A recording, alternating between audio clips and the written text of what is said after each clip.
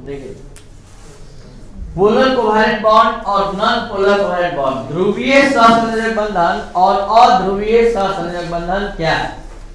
इस टॉपिक को समझने के लिए आप सभी स्टूडेंट को एक अलग से टॉपिक विद्युत ऋणात्मकता के बारे में समझना होगा। अगर आपको विद्युत ऋणात्मकता अच्छे से समझ में आ जाएगा तो निश्चित तौर पर आप ध्रुवीय और अध्रुवीय सहसंयोजक बंधन को समझ पाएंगे। यानी सहसंयोजक बंधन वास्तव में साझेदारी के फलस्वरूप तो होता है, लेकिन फिर भी इसमें कुछ आवेश भी उत्पन्न होता है परमाणु के ऊपर, जबकि विद्युत संयोजक बंधन में पूरा इलेक्ट्रॉन का त्याग और ग्रहण करने से पूरा धनावेश और ऋणावेश उत्पन्न होता है।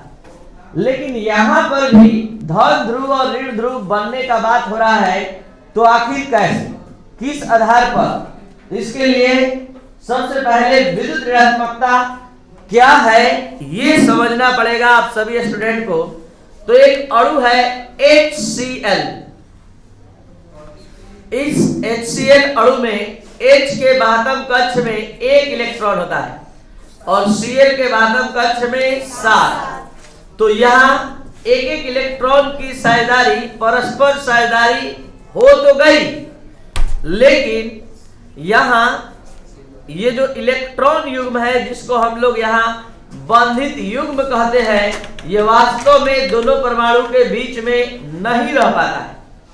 इसका जिम्मेवार कौन है? तो इसका जिम्मेवार है इस दोनों की विद्युत ऋणात्मकता। जरा ध्यान दीजिएगा। तो विद्युत ऋणात्मकता क्या है आपको यहाँ समझना पड़ेगा कि विद्युत ऋणात्मकता आखिर क्या होता है।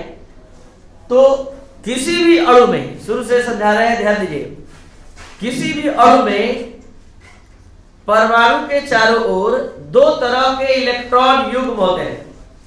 एक होता है बंधित युग्म जो बॉन्ड के निर्माण में भाग लेता है, और एक होता है निर्जल युग्म जो बॉन्ड के निर्माण में भाग नहीं लेता है। तो इसको हम क्या कहेंगे? बंधित युग्म। और इसको क्या कहेंगे? निर्जल युग्म। तो यहाँ कुल 3 जोड़ा निर्जल युग्म है जो बाह्यतम कक्ष में रहते हुए भाग नहीं ले रहा। इसमें निर्जल युग्म कितना है? 3 जोड़ा, और बंधित युग्म 1। अगर हम इसमें पूछें तो 3 बंधित युग्म है इस परमाणु के चारों ओर, 3 बंधित युग्म, 3 जोड़ा, और 1 निर्जल युग्म केवल है। इसमें बात करें तो 2 बंधित युग्म, बोर्ड पर देखिए, ध्यान दीजिए, समझिए। जब तक से आप नहीं चाहेंगे कि आपको पढ़ा नहीं सकता है, ध्यान दीजिए। तो यहाँ 2 बंधित युग्म और 2 निर्जल युग्म है। तो इस चीज को आपको समझ में आना चाहिए कि ये 2 बंधित युग्म और 2 निर्जल युग्म यहाँ कैसे है। तो ये 2 बंधित युग्म कहा जा रहा है और 2 निर्जल युग्म कहा जा रहा है। और हम जो विद्युत ऋणात्मकता का बात करने जा रहे हैं उसका संबंध सिर्फ और सिर्फ बंधित युग्म से है। तो आपका ध्यान यहाँ होना चाहिए, क्योंकि यही वो इलेक्ट्रॉन जोड़ा है जो 2 परमाणु से आकर्षित है। ये 2 परमाणु से आकर्षित नहीं है, केवल इसका संबंध सिर्फ Cl से है, लेकिन इसका संबंध दोनों से है। तो यहां पर आपको समझना होगा कि जब ये बंधित युग्म इलेक्ट्रॉन 2 असमान परमाणु के बीच होगा, निश्चित तौर पर असमान क्षमता से खींचा जाएगा। लेकिन यही बंधित युग्म 2 समान परमाणु के बीच होगा, निश्चित है कि समान क्षमता से खींचा जाएगा। जहां इलेक्ट्रॉन जोड़ा है वही रहेगा, किसी और नहीं खिसकेगा। लेकिन यहां तय है कि एक और जाएगा, जो अधिक विद्युत ऋणात्मक होगा उसकी ओर खिसक जाएगा। तो ये ज्यादा ताकतवर है Cl, जिसके विद्युत ऋणात्मकता का मान लगभग 3 और इसका 2 लगभग होता है। तो इलेक्ट्रॉन युग्म इसकी ओर खिंचाएगा, और खिंचाते ही इस पर बन जाएगा ऋण ध्रुव और इस पर धन ध्रुव, यानी डेल्टा प्लस और इस पर डेल्टा माइनस। डेल्टा इशारा है आंशिक धनावेश का, और यहाँ आंशिक ऋणावेश का। पूरा प्लस पूरा माइनस का मतलब पूरा लॉस कर देगा, पूरा गेन कर देगा। तो यहाँ पर धीरे धीरे आपको समझ में आ रहा है कि ये 2 समान परमाणु के बीच जब बॉन्ड बना, कोई नहीं खींच पाया, कोई ध्रुव बनने का बात नहीं हुआ। लेकिन यहाँ 2 असमान परमाणु के बीच हुआ, निश्चित तौर पर कोई ना कोई खींचेगा, कोई नहीं खींचेगा। नहीं भी आपको पता है विद्युत ऋणात्मकता का मान, फिर भी आप कॉमन सेंस से समझ सकते हैं असमान परमाणु है, असमान ताकत क्षमता होगा, निश्चित है कोई खींच पाएगा कोई नहीं, जो खींचेगा उस पर डेल्टा माइनस और जो नहीं खींच पाएगा उस पर डेल्टा। इसी बात को आप सभी स्टूडेंट H2O में भी समझ सकते हैं,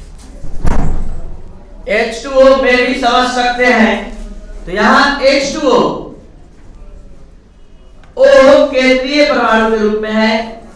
यहां आप देख सकते हैं O के बाह्यतम कक्ष में 6 इलेक्ट्रॉन है और H 1 इलेक्ट्रॉन लेकर आता है। साझेदारी होने के लिए हो गया, लेकिन H की विद्युत ऋणात्मकता कम होती है और O की अधिक होती है। निश्चित है कि ये इसकी ओर खिंचाएगा तो इस पर आ जाएगा डेल्टा माइनस और इस पर डेल्टा प्लस। तो हम क्या समझाना चाह रहे हैं आप लोग को कि आप पढ़ रहे हैं एक सहसंयोजक बंधन, साझेदारी वाला बंधन, और उसमें भी हम आवेश का आज बात कर दिए। आवेश तब उत्पन्न हो रहा है जब परमाणु असमान है, असमान ताकत से साझेदारी के इलेक्ट्रॉन को खींच रहा है। तो एक पर आ गया डेल्टा प्लस, एक पर आ गया डेल्टा माइनस, एक पर आ गया धन ध्रुव, एक पर ऋण ध्रुव। तो जरा समझिए कि ध्रुव बन रहा है जब, तो कब बन रहा है? जब असमान परमाणु आ रहा है तब। और जब समान परमाणु होगा, जैसे कि H2, जैसे कि Cl2, जैसे कि Br2, क्या कोई किसी का इलेक्ट्रॉन खींच पाएगा? क्या इसमें कोई परमाणु किसी का इलेक्ट्रॉन खींच पाएगा? तो यहाँ अध्रुवीय सहसंयोजक बंधन कहलाएगा। ये ध्रुवीय क्यों कहलाया? क्योंकि इस पर धन ध्रुव और ऋण ध्रुव विकसित हो गया। ये ध्रुवीय क्यों कहलाया? क्योंकि इस पर धन ध्रुव और ऋण ध्रुव विकसित हो गया। तो ये सहसंयोजक होते हुए ध्रुवीय सहसंयोजक बंधन कहलाएगा और ये सहसंयोजक बंधन होते हुए अध्रुवीय। तो यहीं से हम परिभाषा निकाल देंगे कि असमान परमाणुओं के बीच इलेक्ट्रॉन की साझेदारी होगी और वहां जो सहसंयोजक बंधन बनेगा जिसके विद्युत ऋणात्मकता में भी अंतर पाया जाएगा तो वो ध्रुवीय सहसंयोजक बंधन होगा। और जब समान परमाणु के बीच होगा, समान क्षमता होगी विद्युत ऋणात्मकता की, तो वो क्या होगा? तो ये सभी ध्रुवीय का एग्जाम्पल है।